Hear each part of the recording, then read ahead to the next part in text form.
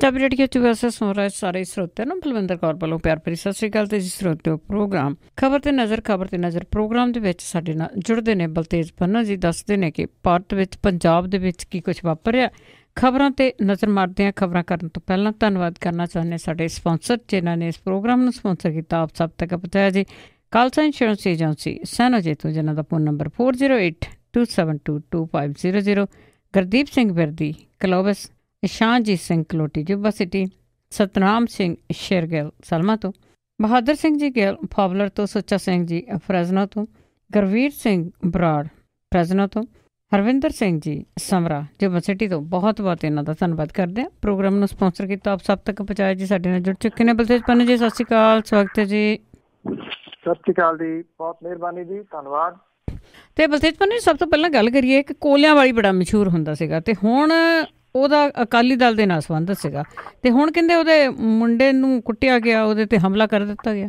ਮਸ਼ਹੂਰ ਤਾਂ ਅੱਜ ਵੀ ਹੈ ਜੀ, ਚਰਚਾ ਤਾਂ ਅੱਜ ਵੀ ਆ ਉਹ ਜੀ। ਦਿਆਲ ਸਿੰਘ ਕੋਲਿਆਂ ਵਾਲੀ, ਜਿਹੜਾ ਨਾ ਤਾਂ ਦੇਖੋ ਜੀ ਉਹ MLA ਸੀਗਾ, ਨਾ ਉਹ ਮਿਨਿਸਟਰ ਸੀਗਾ, ਪਰ ਇਹ ਕਿਹਾ ਜਾਂਦਾ ਜੀ ਕਿ ਮਾਲਵੇ ਦਾ ਮੁੱਖ ਮੰਤਰੀ ਇੱਕ ਕਿਸਮ ਦੇ ਨਾਲ ਉਹ ਸੀਗਾ ਪਿਛਲੇ 10 ਸਾਲਾਂ ਦੇ ਦੌਰਾਨ, ਜਦੋਂ ਇਹ ਅਕਾਲੀ ਜਿਹੜੀ ਸਰਕਾਰ ਆ ਉਹ ਰਹੀ ਆ। ਜਿੱਥੇ ਕਿਤੇ ਅੜ ਜਾਂਦੀ ਗੱਡ ਤੇ ਫਿਰ ਉੱਥੇ ਕੋਲਿਆਂ ਵਾਲੀ ਨੂੰ ਜਿਹੜਾ ਜੀ ਉਹ ਸੱਦਿਆ ਜਾਂਦਾ ਸੀ ਅਕਾਲੀ ਦਲ ਦੇ ਵੱਲੋਂ। ਖਾਸਮ ਖਾਸ ਉਹਦਾ ਦਾ ਜਿਹੜਾ ਜੀ ਮੁਕਤਸਰ ਦੇ ਪ੍ਰਧਾਨ ਦਿਆਲ ਸਿੰਘ ਕੋਲਿਆਂ ਵਾਲੀ, ਉਹਦੇ ਮੁੰਡੇ ਪਰਮਿੰਦਰ ਸਿੰਘ ਕੋਲਿਆਂ ਵਾਲੀ ਦੇ ਉੱਤੇ ਸ਼ਾਮੀ ਕੋਈ ਜਿਹੜਾ 15 ਕੁ ਜਾਣਿਆਂ ਨੇ ਮਲੋਟ ਦੇ ਵਿੱਚ ਹਮਲਾ ਜਿਹੜਾ ਜੀ ਕੀਤਾ ਦੱਸਿਆ ਜਾ ਰਿਹਾ। ਬੇਸ਼ੱਕ ਪਰਿਵਾਰ ਦੇ ਵੱਲੋਂ ਆਫੀਸ਼ੀਅਲੀ ਕਿਸੇ ਦਾ ਨਾਮ ਨਹੀਂ ਲਿਆ ਗਿਆ, ਪਰ ਇਹ ਕਿਹਾ ਜਾ ਰਿਹਾ ਜੀ ਕਿ ਮਲੋਟ ਦੇ ਇੱਕ ਕਾਂਗਰਸ ਆਗੂ ਦਾ ਭਤੀਜਾ ਇਸ ਹਮਲੇ ਦੇ ਵਿੱਚ ਜਿਹੜਾ ਉਹ ਸ਼ਾਮਲ ਹੈ। ਇਹ ਲੜਾਈ ਜਿਹੜੀ ਹੈ ਜੀ ਯੂਥ ਅਕਾਲੀ ਦਲ ਦਾ ਆਗੂ ਜਿਹੜਾ ਪਰਮਿੰਦਰ ਸਿੰਘ ਕੋਲਿਆਂ ਵਾਲੀ ਆ, ਉਹਦੇ ਪਿੰਡ ਕੋਲਿਆਂ ਵਾਲੀ ਵਿੱਚ ਜਿਮ ਤੋਂ ਉਹ ਘਰੇ ਜਦੋਂ ਆ ਰਿਹਾ ਸੀਗਾ ਉਦੋਂ ਜਿਹੀ ਹੋਈ ਦੱਸੀ ਜਾ ਰਹੀ ਹੈ। ਉਹਦੇ ਨਾਲ ਉਹਦਾ ਇੱਕ ਮਿੱਤਰ ਤੇ ਇੱਕ ਉਹਦੇ ਨਾਲ ਉਹਦਾ ਸਿਕਿਉਰਿਟੀ ਵਾਲਾ ਵੀ ਜਿਹੜਾ ਜੀ ਉਹ ਸ਼ਾਮਲ ਸੀਗਾ ਜੀ। ਔਰ ਉਸ ਟਾਈਮ ਇਹ ਜਿਹੜਾ ਜੀ ਹਮਲਾ ਹੋਇਆ, ਇਹ ਜਿਹੜਾ ਜੀ ਕੁੱਟਮਾਰ ਇਹਦੇ ਵਿੱਚ ਹੋਈ। ਗੋਲੀ ਚੱਲਣ ਦੀਆਂ ਖਬਰਾਂ ਵੀ ਜਿਹੜੀਆਂ ਉਹ ਆ ਰਹੀਆਂ ਨੇ। ਉਹਨੂੰ ਗੱਡੀ ਦੇ ਵਿੱਚੋਂ ਬਾਹਰ ਕੱਢ ਲਿਆ ਗਿਆ। ਕੁੱਟਮਾਰ ਦੇ ਵਿੱਚ ਇਹਦੀ ਲੱਤ ਜਿਹੜੀ ਸੀ ਉਹ ਤੋੜ ਦਿੱਤੀ ਗਈ ਪਰਮਿੰਦਰ ਸਿੰਘ ਕੋਲਿਆਂ ਵਾਲੇ ਦੀ। ਉਹਦਾ ਜਿਹੜਾ ਕਜ਼ਨ ਹੈ ਜੀ ਉਹ ਇਹ ਦੱਸਦਾ ਕਿ ਹਮਲਾਵਰਾਂ ਦੀ ਗਿਣਤੀ 15 ਦੇ ਕਰੀਬ ਸੀਗੀ ਔਰ ਉਹਨਾਂ ਨੇ ਗੋਲੀ ਜਿਹੜੀ ਹੈ ਜੀ ਉਹ ਚਲਾਈ। ਉਹਦੇ ਦੋਸਤ ਤੇ ਗਨਮੈਨ ਨੇ ਉਹਨੂੰ ਬਚਾਉਣ ਦੀ ਕੋਸ਼ਿਸ਼ ਕੀਤੀ, ਪਰ ਉਦੋਂ ਤੱਕ ਹਮਲਾਵਰ ਜਿਹੜੇ ਸੀ ਉਹ ਭਾਰੂ ਹੋ ਗਏ ਸੀਗੇ ਤੇ ਉਹਨਾਂ ਨੇ ਲੱਤ ਜਿਹੜੀ ਉਹ ਤੋੜਤੀ। ਉਹਨੂੰ ਪਹਿਲਾਂ ਮਲੋਟ ਦੇ ਵਿੱਚ ਦਾਖਲ ਕਰਾਇਆ ਗਿਆ, ਮੁੜ ਕੇ ਉਹਨੂੰ ਬਠਿੰਡਾ ਦੇ ਮੈਕਸ ਹਸਪੀਟਲ ਦੇ ਵਿੱਚ ਜਿਹੜਾ ਜੀ ਉਹ ਦਾਖਲ ਕਰਵਾਇਆ ਗਿਆ ਜੀ। ਔਰ ਇਹ ਦੱਸਿਆ ਜਾ ਰਿਹਾ ਹੈ ਕਿ ਜਿਹੜੀ ਦੂਜੀ ਧਿਰ ਹੈ ਉਹਦਾ ਵੀ ਕੋਈ ਵਿਅਕਤੀ ਜਿਹੜਾ ਜੀ ਉਹ ਜ਼ਖਮੀ ਹੋਇਆ। ਉਹਦੇ ਪੈਰ ਦੇ ਉੱਤੇ ਗੋਲੀ ਜਿਹੜੀ ਜੀ ਵੱਜੀ ਦੱਸੀ ਦੀ ਆ, ਉਹ ਵੀ ਹਸਪੀਟਲ ਦੇ ਵਿੱਚ ਜਿਹੜਾ ਦੱਸਿਆ ਗਿਆ ਦਾਖਲ ਹੋਇਆ ਬਠਿੰਡੇ ਦੇ ਕਿਸੇ ਹਸਪੀਟਲ ਦੇ ਵਿੱਚ।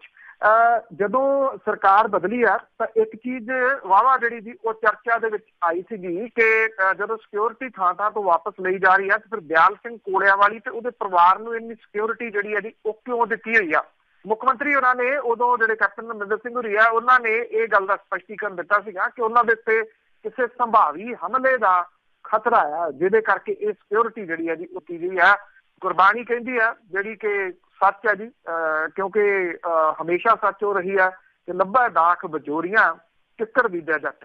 ਬਿਲਕੁਲ ਜੀ, ਇਸੇ ਤਰ੍ਹਾਂ ਹੀ ਹੋਇਆ। ਤੇ ਅੱਗੇ ਆਪਾਂ ਕਾਂਗਰਸ ਦੀ ਜੇ ਗੱਲ ਕਰੀਏ ਤੇ ਇਹਨਾਂ ਨੇ ਇੱਕ ਸਕੀਮ ਚਲਾਈ ਸੀਗੀ, ਇੱਕ ਪਰਿਵਾਰ ਤੇ ਇੱਕ ਟਿਕਟ। ਤੇ ਹਿਮਾਚਲ ਦੇ ਵਿੱਚ ਕਿਸ ਤਰ੍ਹਾਂ ਇਹਨਾਂ ਦੀ ਸਕੀਮ ਕਾਮਯਾਬ?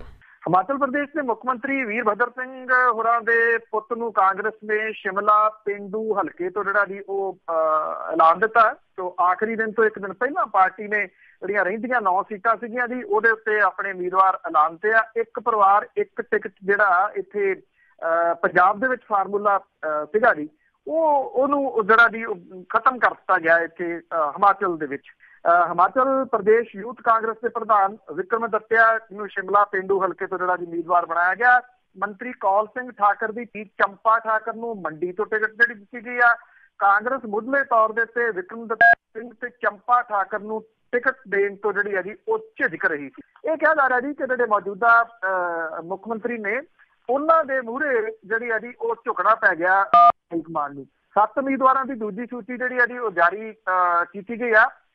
ਔਰ ਚੰਪਾ ਤੇ ਜਿਹੜੀ ਵਿਕਰਮਾਦਿੱਤਿਆ ਇਹਦੀ ਜਿਹੜੀਆਂ ਨਾਮਜ਼ਦਗੀਆਂ ਸੀਗੀਆਂ ਉਹਨੂੰ ਹਰੀ ਝੰਡੀ ਮਿਲ ਗਈ। ਇਹ ਕਿਹਾ ਗਿਆ ਜੀ ਕਿ ਤਕਰੀਬਨ ਅੱਧਿਓਂ ਵੱਧ ਜਿਹੜੀਆਂ ਟਿਕਟਾਂ ਨੇ ਉਹ ਮੁੱਖ ਮੰਤਰੀ ਜਿਹੜੇ ਵੀਰਭਦਰ ਸਿੰਘ ਨੇ ਉਹਨਾਂ ਦੇ ਦਬਾਅ ਦੇ ਅੱਗੇ ਝੁਕਦਿਆਂ ਕਾਂਗਰਸ ਨੂੰ ਜਿਹੜੀਆਂ ਹਾਈ ਕਮਾਂਡ ਨੂੰ ਦੇਣੀਆਂ ਪਈਆਂ ਨੇ। ਜਿਹੜੀ ਭਾਰਤੀ ਜਨਤਾ ਪਾਰਟੀ ਹੈ ਜੀ, ਕਿਉਂਕਿ ਹਿਮਾਚਲ ਦਾ ਹੁਣ ਤੱਕ ਦਾ ਤਾਂ ਇਹ ਰਿਹਾ ਜੀ ਕਿ ਇੱਥੇ ਹਮੇਸ਼ਾ ਜਿਹੜੀ ਹੈ ਜੀ ਉਹ ਬਦਲਦੀ ਹੈ ਸਰਕਾਰ। ਇੱਕ ਵਾਰੀ ਕਾਂਗਰਸ, ਇੱਕ ਵਾਰੀ ਭਾਜਪਾ ਜਿਹੜੀ ਆ ਉਹ ਆਉਂਦੀ ਆ, ਪਰ ਭਾਜਪਾ ਦੀ ਹਾਲਤ ਕੋਈ ਬਹੁਤ ਚੰਗੀ ਨਹੀਂ ਆ ਹਿਮਾਚਲ ਪ੍ਰਦੇਸ਼ ਦੇ ਵਿੱਚ। ਉਹਦੇ ਜਿਹੜੇ ਪਿਛਲੇ ਮੁੱਖ ਮੰਤਰੀ ਸੀਗੇ ਉਹਨਾਂ ਦੇ ਉੱਤੇ ਵੀ ਕਰਪਸ਼ਨ ਦੇ ਦੋਸ਼ ਉਦੋਂ ਵੀ ਲੱਗੇ, ਹੁਣ ਵੀ ਉਹਨਾਂ ਨੂੰ ਉਹਨਾਂ ਦੇ ਜ਼ਿਲ੍ਹੇ ਦੇ ਵਿੱਚ ਹੀ ਤਕਰੀਬਨ ਜਿਹੜਾ ਜੀ ਉਹ ਕਾਂਗਰਸ ਨੇ ਘੇਰਿਆ ਜਿਹੜਾ ਜੀ ਉਹ ਕਿਹਾ ਜਾ ਰਿਹਾ। ਸੋ ਇਸ ਕਰਕੇ ਟੱਕਰ ਜਿਹੜੀ ਹੈ ਜੀ ਉਹ ਕਾਫੀ ਸਖਤ ਹੈ। ਬੇਸ਼ੱਕ ਵੀਰਭਦਰ ਸਿੰਘ ਹੋਰਾਂ ਦੇ ਉੱਤੇ ਵੀ ਕਰਪਸ਼ਨ ਦੇ ਦੋਸ਼ ਜਿਹੜੇ ਲੱਗੇ ਨੇ, CBI ਦੀ ਜਾਂਚ ਉਹਨਾਂ ਦੇ ਖਿਲਾਫ ਜਿਹੜੀ ਹੈ ਜੀ ਉਹ ਚੱਲ ਰਹੀ ਆ, ਥਾਂ ਥਾਂ ਤੇ ਛਾਪੇ ਜਿਹੜੇ ਜੀ ਉਹ ਚਰਚਾ ਦਾ ਵਿਸ਼ਾ ਬਣੇ ਨੇ। ਇਹਦੇ ਬਾਵਜੂਦ ਜਿਹੜੀ ਐਂਟੀ ਇਨਕੰਬੈਂਸੀ ਸਿਰ ਚੜ ਕੇ ਬੋਲਦੀ ਹੁੰਦੀ ਹੈ ਨਾ, ਉਦਾਂ ਦੀ ਕੋਈ ਵੱਡੀ ਗੱਲ ਜਿਹੜੀ ਆ ਹਿਮਾਚਲ ਦੇ ਵਿੱਚ ਨਹੀਂ ਆ। ਇਸ ਕਰਕੇ ਟੱਕਰ ਜਿਹੜੀ ਆ ਹਾਲ ਦੀ ਘੜੀ ਕਿਹਾ ਜਾ ਸਕਦਾ ਹੈ ਕਿ ਫਸਵੀਂ ਆ ਸੀ। ਬਿਲਕੁਲ ਜੀ, ਪਰ ਆਉਣ ਵਾਲੇ ਲਾਗੇ ਟਾਈਮ ਹੁੰਦਾ ਤਾਂ ਦੇਖਦੇ ਕੀ ਹੁੰਦਾ ਆ। ਤੇ ਇਰਾਕ ਦੇ ਵਿੱਚ 39 ਮੁੰਡੇ ਸੀ, ਉਹ ਲਾਪਤਾ ਹੋ ਗਏ ਸੀਗੇ, ਤੇ ਉਸੇ ਨੂੰ ਲੈ ਕੇ ਬਹੁਤ ਕੁਝ ਚੱਲਿਆ, ਬਹੁਤ ਗੱਲਾਂ ਬਾਤਾਂ ਹੋਈਆਂ, ਤੇ ਹੁਣ ਉਹਨਾਂ ਦੇ ਰਿਸ਼ਤੇਦਾਰਾਂ ਦੇ DNA ਟੈਸਟ ਕਰਾਉਣ ਨੂੰ ਕਿਹਾ ਗਿਆ।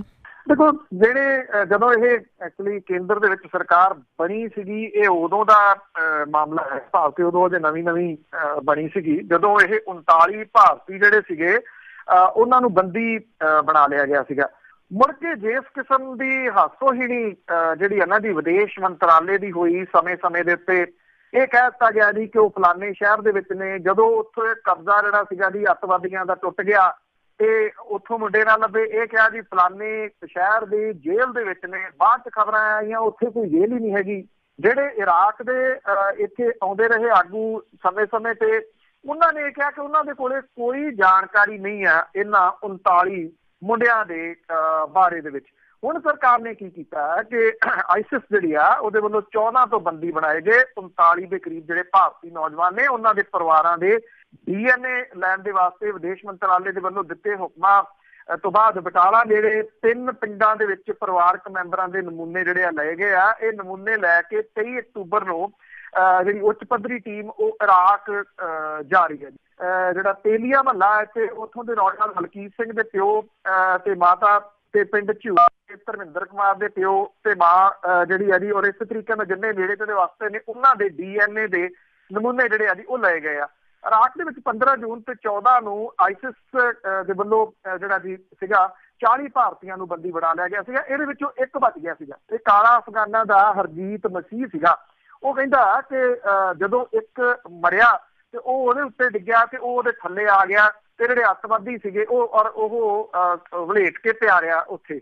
ਔਰ ਉਹ ਕਹਿੰਦਾ ਕਿ ਉਹਦੇ ਸਾਹਮਣੇ ਜਿਹੜੇ ਇਹ 39 ਸੀਗੇ ਉਹਨਾਂ ਨੂੰ ਮੌਤ ਦੇ ਘਾਟ ਅੱਤਵਾਦੀਆਂ ਨੇ ਉਤਾਰ ਦਿੱਤਾ। ਜਦੋਂ ਇਹ ਇੱਥੇ ਆਇਆ ਤਾਂ ਉਹਨੇ ਦੱਸਿਆ ਸੀਗਾ ਕਿ ਉਹਦੇ ਪੈਰ ਦੇ ਵਿੱਚ ਜਿਹੜੀ ਜੀ ਉਹ ਗੋਲੀ ਲੱਗੀ। ਅੱਜ ਕੱਲ੍ਹ ਉਹ ਕਾਲਾ ਅਫਗਾਨਾਂ ਦੇ ਵਿੱਚ ਰਹਿੰਦਾ, ਦਿਹਾੜੀਆਂ ਕਰਦਾ। ਉਹ ਕਹਿੰਦਾ ਜੀ ਕਿ ਮੈਂ ਸੱਚ ਬੋਲਿਆ, ਮੈਨੂੰ ਸੱਚ ਬੋਲਣ ਦੀ ਸਜ਼ਾ ਜਿਹੜੀ ਇੱਥੇ ਮਿਲੀ ਕਿ ਵੱਖ-ਵੱਖ ਕੇਸਾਂ ਦੇ ਵਿੱਚ ਮੈਨੂੰ ਜੇਲ੍ਹ ਸੁੱਟ ਦਿੱਤਾ ਗਿਆ, ਮੈਨੂੰ ਏਜੰਟ ਤੱਕ ਦਰਸਾ ਦਿੱਤਾ ਗਿਆ। ਜਦੋਂ ਕਿ ਉਹ ਕਹਿੰਦਾ ਕਿ ਮੈਂ ਤਾਂ ਆਪ ਏਜੰਟਾਂ ਦੇ ਢਹੇ ਚੜ੍ਹ ਕੇ ਉੱਥੇ ਗਿਆ ਸੀ ਤੇ ਉੱਥੇ ਫਸ ਗਿਆ ਔਰ ਮੌਤ ਦੇ ਮੂੰਹ ਦੇ ਵਿੱਚੋਂ ਜਿਹੜਾ ਜੀ ਉਹ ਬਚ ਕੇ ਆਇਆ। ਜਿਹੜਾ ਹਰਜੀਤ ਮਸੀਹ ਆ ਉਹ ਫਿਰ ਦਾਅਵਾ ਕਰਦਾ, ਉਹ ਕਹਿੰਦਾ ਇਹ ਸੈਂਪਲ ਵਗੈਰਾ ਬੇਸ਼ੱਕ ਲਏ ਜਾ ਰਹੇ ਨੇ। ਉਹ ਕਹਿੰਦਾ ਮੈਂ ਆਪਣੀ ਗੱਲ ਦੇ ਉੱਤੇ ਕਾਇਮ ਆ ਕਿ ਉਹਦੀਆਂ ਅੱਖਾਂ ਦੇ ਸਾਹਮਣੇ ਇਹਨਾਂ ਨੂੰ ਮੌਤ ਦੇ ਘਾਟ ਉਤਾਰ ਦਿੱਤਾ ਗਿਆ ਸੀ। ਹੁਣ ਪਤਾ ਨਹੀਂ ਸਰਕਾਰ ਜਿਹੜੀ ਹੈ ਜੀ ਉਹ ਇਹਨੂੰ ਕਿਉਂ ਲੰਮਾ ਖਿੱਚ ਰਹੀ ਆ, ਕੁਛ ਨਾ ਕੁਛ ਜਿਹੜਾ ਜੀ ਉਹ ਕਰੀ ਜਾ ਰਹੀ ਹੈ ਕਿ ਸਮਾਂ ਜਿਹੜਾ ਉਹ ਬੀਤ ਜਾਵੇ। ਕਿਉਂਕਿ ਜੇ ਉਹ ਨਹੀਂ ਹੈਗੇ, ਜੇ ਉਹ ਉਹਨਾਂ ਨੂੰ ਮਾਰ ਦਿੱਤਾ ਅੱਤਵਾਦੀਆਂ ਨੇ, ਤੇ ਕਮ ਸੇ ਕਮ ਉਹਨਾਂ ਦੇ ਪਰਿਵਾਰਾਂ ਦੀ ਉਡੀਕ ਹੀ ਮੁਕਾ ਦੇਵੇਗੀ ਸਰਕਾਰ। ਸੋ ਇਸ ਤਰ੍ਹਾਂ ਜਿਹੜੀ ਜੀ ਉਹ ਕਰਕੇ, ਕਿਉਂਕਿ ਨਾ ਉਹਨਾਂ ਦੀ ਉਡੀਕ ਮੁੱਕ ਰਹੀ ਹੈ, ਨਾ ਉਹਨਾਂ ਦੇ ਪੁੱਤ ਜਿਹੜੇ ਆ ਜੀ ਉਹ ਆ ਰਹੇ ਆ। ਹੁਣ ਤਾਂ ਇੰਨੇ ਸਾਲ ਬੀਤ ਗਏ, ਉੱਥੇ ਵੀ ਬੜਾ ਕੁਛ ਜਿਹੜਾ ਜੀ ਹੋ ਗਿਆ, ਲੜਾਈਆਂ ਪੜਾਈਆਂ ਘੱਟ ਗਈਆਂ, ਸ਼ਹਿਰਾਂ ਦੇ ਉੱਤੇ ਕਬਜ਼ਾ ਜਿਹੜਾ ਸੀਗਾ ਜੀ ਉਹ ਅੱਤਵਾਦੀਆਂ ਦਾ ਤੋੜ ਦਿੱਤਾ ਗਿਆ। ਫਿਰ ਵੀ ਇਹਨਾਂ ਦਾ ਅਜੇ ਤੱਕ ਕੋਈ ਥੋਹ ਪਤਾ ਨਹੀਂ ਲੱਗਿਆ। ਬਿਲਕੁਲ ਜੀ, ਉਹਨਾਂ ਦੀ ਜਿਹੜੀ ਉਡੀਕ ਕਰਦੇ ਉਹੀ ਜਾਣਦੇ ਆ ਨਾ ਕੀ ਹੋ ਰਿਹਾ ਆ। ਤੇ ਅੱਗੇ ਆਪਾਂ ਪਰਾਲੀ ਸਾੜਨ ਦੀ ਗੱਲ ਕਾਫੀ ਮਹੀਨਿਆਂ ਤੋਂ ਕਰ ਰਹੇ ਹਾਂ, ਤੇ ਉਸ ਦੇ ਨਾਲ ਪੋਲਿਊਸ਼ਨ ਹੈ ਜਿਹੜਾ ਪੰਜਾਬ ਦੇ ਵਿੱਚ ਸਾਰੇ ਹੱਦਾਂ ਬੰਨੇ ਟੱਪਿਆ। ਬਿਲਕੁਲ, ਐਤਕੀ ਬੇਸ਼ੱਕ ਦੀਵਾਲੀ ਦੇ ਮੌਕੇ ਦੇ ਉੱਤੇ ਜਿਹੜੀ ਆ ਜੀ ਉਨਾ ਜ਼ਿਆਦਾ ਪੋਲਿਊਸ਼ਨ ਨਹੀਂ ਹੋਇਆ। ਹਾਂ, ਇੰਨਾ ਹੈ ਕਿ ਐਤਕੀ ਪਟਾਕੇ ਘੱਟ ਚੱਲੇ ਆ। ਘੱਟ ਚੱਲਣ ਦੀਆਂ ਕਈ ਜਿਹੜੇ ਦੀ ਕਾਰਨ ਨੇ, ਇਹ ਨਹੀਂ ਗਿਣਿਆ ਜਾ ਸਕਦਾ ਸਿਰਫ ਕਿ ਅਵੇਅਰਨੈਸ ਬਹੁਤ ਆ ਗਈ, ਲੋਕਾਂ ਦਾ ਉਹ ਹੀ ਜਿਹੜਾ ਨਾ ਜੀ ਧੂੰਆਂ ਨਿਕਲ ਗਿਆ ਮਹਿੰਗਾਈ ਦੇ ਨਾਲ, ਜਿਹਦੇ ਕਰਕੇ ਪਟਾਕੇ ਜਿਹੜੇ ਖਰੀਦਣ ਲਈ ਪੈਸਾ ਹੀ ਬਹੁਤਾ ਹੈ ਨਹੀਂ ਸੀਗਾ। ਜੇ ਹੁਣ ਗੱਲ ਕਰੀਏ ਜਿਹੜੀ ਪਰਾਲੀ ਆ ਜਿਹੜੀ ਸਾੜੀ ਜਾ ਰਹੀ ਹੈ, ਤਾਂ ਇਸ ਵੇਲੇ ਜਿਹੜਾ ਪੰਜਾਬ ਪੋਲਿਊਸ਼ਨ ਕੰਟਰੋਲ ਬੋਰਡ ਹੈ ਉਹਦੇ ਵੱਲੋਂ ਲਗਾਤਾਰ ਹਵਾ ਦਾ ਜਿਹੜਾ ਜੀ ਸ਼ੁੱਧ ਹਵਾ ਦਾ ਸੂਚਕ ਜਿਹੜਾ ਹੁੰਦਾ ਜੀ ਏਅਰ ਕੁਆਲਿਟੀ ਇੰਡੈਕਸ, ਇਹਨੂੰ ਮਾਪਿਆ ਜਾ ਰਿਹਾ ਹੈ। ਪਿਛਲੇ 10 ਦਿਨਾਂ ਦੇ ਅੰਕੜੇ ਜਿਹੜੇ ਆ ਜੀ ਉਹ ਹਵਾ ਬਹੁਤ ਮਾੜੀ ਦਰਸਾ ਰਹੇ ਆ। ਪੰਜਾਬ ਦੇ ਵਿੱਚ ਧੂਏ ਦੀ ਧੁੰਦ ਪਸਰ ਰਹੀ ਹੈ ਇਸ ਵੇਲੇ। ਜਿਹੜਾ ਇਹ ਕਿਹਾ ਕਿ ਜਿਹੜੇ ਇਹ ਏਅਰ ਕੁਆਲਿਟੀ ਇੰਡੈਕਸ ਨੇ 201 ਤੋਂ 300 ਤੱਕ ਮਾੜੀ ਕੁਆਲਿਟੀ, 301 ਤੋਂ 400 ਤੱਕ ਬਹੁਤ ਮਾੜੀ, ਤੇ 401 ਤੋਂ 500 ਤੱਕ ਖਤਰਨਾਕ ਜਿਹੜੀ ਸਥਿਤੀ ਆ ਉਹ ਬਿਆਨਦੀ ਆ। ਦੀਵਾਲੀ ਦੀ ਆਤਿਸ਼ਬਾਜ਼ੀ ਦਾ ਵੀ ਅਸਰ ਵਾਤਾਵਰਨ ਤੇ ਹੈਗਾ। ਪੰਜਾਬ ਦੀ ਜਿਹੜੀ ਹਵਾ ਹੈ ਇਹਦੇ ਬਾਰੇ ਦੇ ਵਿੱਚ ਪੰਜਾਬ ਪੋਲਿਊਸ਼ਨ ਕੰਟਰੋਲ ਬੋਰਡ ਚਿੰਤਤ ਰਹਿੰਦਾ ਅਕਸਰ ਉਹ, ਔਰ ਬੋਰਡ ਦਾ ਇਹ ਕਹਿਣਾ ਹੈ ਕਿ ਮਾੜੇ ਵਰਤਾਰੇ ਦਾ ਸਿੱਧਾ ਪ੍ਰਭਾਵ ਪੇਂਡੂ ਵਸੋਂ ਤੇ ਸੂਬੇ ਦੀ ਕਿਸਾਨੀ ਦੇ ਉੱਤੇ ਜਿਹੜਾ ਜੀ ਉਹ ਪਊਗਾ। ਕਿਸਾਨਾਂ ਦੇ ਵੱਲੋਂ ਲਗਾਤਾਰ ਪਰਾਲੀ ਨੂੰ ਜਿਹੜੀ ਹੈ ਜੀ ਉਹ ਅੱਗ ਲਾਈ ਜਾ ਰਹੀ ਹੈ। ਐਕਚੁਅਲੀ ਪਹਿਲਾਂ ਸਖਤੀ ਜਿਹੜੀ ਉਹ ਜਾਪਦੀ ਸੀ, ਪਰ ਜਦੋਂ ਮੁੱਖ ਮੰਤਰੀ ਹੋਰਾਂ ਨੇ ਬਿਆਨ ਪਿਛਲੇ ਦਿਨ ਹੀ ਦੇ ਦਿੱਤਾ ਕਿ ਕਿਸੇ ਦੇ ਉੱਤੇ ਕੇਸ ਨਹੀਂ ਜਿਹੜਾ ਜੀ ਉਹ ਦਰਜ ਕਰਨਾ, ਪਰਚਾ ਨਹੀਂ ਦਰਜ ਕਰਨਾ, ਤਾਂ ਉਸ ਤੋਂ ਬਾਅਦ ਜਿਹੜੀ ਸਥਿਤੀ ਸੀ ਨਾ ਜੀ ਉਹ ਬਦਲ ਗਈ। ਫਿਰ ਨਿਰੰਤਰ ਜਿਹੜੀ ਆ ਉਹ ਅੱਗ ਲੱਗਣੀ ਸ਼ੁਰੂ ਹੋ ਗਈ। ਇਸ ਵੇਲੇ ਹਵਾ ਵਿਚਲੇ ਜਿਹੜੇ ਮਹੀਨ ਕਣ ਨੇ ਇਹਨਾਂ ਦੀ ਮਾਤਰਾ ਜਿਹੜੀ 100 ਦੀ ਹੱਦ ਦੇ ਮੁਕਾਬਲੇ 329 ਮਾਈਕਰੋਗ੍ਰਾਮ ਪ੍ਰਤੀ ਘਣ ਮੀਟਰ, ਤੇ ਜਿਹੜੇ ਬਹੁਤ ਮਹੀਨ ਕਣ ਨੇ ਇਹਨਾਂ ਦੀ ਮਾਤਰਾ 60 ਦੇ ਮੁਕਾਬਲੇ 166 ਮਾਈਕਰੋਗ੍ਰਾਮ ਪ੍ਰਤੀ ਘਣ ਮੀਟਰ ਤੱਕ ਜਿਹੜੀ ਹੈ ਜੀ ਉਹ ਪਹੁੰਚ ਚੁੱਕੀ ਹੋਈ ਆ। ਪਿਛਲੇ ਦਿਨਾਂ ਤੋਂ ਸਾਰੇ ਪੰਜਾਬ ਦੇ ਉੱਤੇ ਸੰਘਣੇ ਧੂਏ ਦੇ ਬੱਦਲ ਜਿਹੜੇ ਜੀ ਉਹ ਚਿੰਤਾ ਦਾ ਵਿਸ਼ਾ ਬਣੇ ਹੋਏ ਆ। ਮੌਸਮ ਦੇ ਵਿੱਚ ਪੈਦਾ ਹੋ ਰਹੀ ਜਿਹੜੀ ਠੰਡਕ ਕਰਕੇ ਇਹ ਧੂਆਂ ਜਿਹੜਾ ਉਹ ਧੁੰਦ ਦਾ ਰੂਪ ਜਿਹੜਾ ਉਹ ਧਾਰਨ ਕਰ ਰਿਹਾ। ਕੁਝ ਲੋਕ ਸੋਚਦੇ ਆ ਕਿ ਬੱਦਲ ਵਾਲੀ ਆ, ਪਰ ਉਹ ਬੱਦਲ ਵਾਲੀ ਨਹੀਂ ਆ, ਪੋਲਿਊਸ਼ਨ ਹੈ ਜਿਹੜਾ ਕਿ ਅਸਮਾਨ ਦੇ ਉੱਤੇ ਚੜਿਆ ਹੋਇਆ। ਇਹ ਕਿਹਾ ਜਾ ਰਿਹਾ ਜੀ ਕਿ 1 ਟਨ ਪਰਾਲੀ ਸਾੜਨ ਦੇ ਨਾਲ 3 ਕਿਲੋ ਧੂੜ ਦੇ ਕਣ, 60 kilo carbon monoxide, 460 kilo carbon dioxide ਤੇ 2 ਕਿਲੋ ਸਲਫਰ ਡਾਈਆਕਸਾਈਡ ਵਰਗੀਆਂ ਜ਼ਹਿਰੀਲੀਆਂ ਗੈਸਾਂ ਜਿਹੜੀਆਂ ਜੀ ਉਹ ਪੈਦਾ ਹੁੰਦੀਆਂ ਨੇ। ਵਾਢੀ ਤੇ ਬਜਾਈ ਦੇ ਦਰਮਿਆਨ 130 ਲੱਖ ਟਨ ਪਰਾਲੀ ਸਾੜਨ ਤੋਂ ਪੈਦਾ ਹੋਈਆਂ ਗੈਸਾਂ ਜਿਹੜੀਆਂ ਨੇ ਉਹਨਾਂ ਦਾ ਅੰਦਾਜ਼ਾ ਤੁਸੀਂ ਲਾ ਸਕਦੇ ਹੋ ਕਿ ਇਹ ਪੰਜਾਬ ਜਿਹੜਾ ਉਹ ਇੱਕ ਗੈਸ ਦੇ ਗੋਲੇ ਦਾ ਰੂਪ ਜਿਹੜਾ ਜੀ ਉਹ ਧਾਰਨ ਕਰ ਲੈਂਦਾ।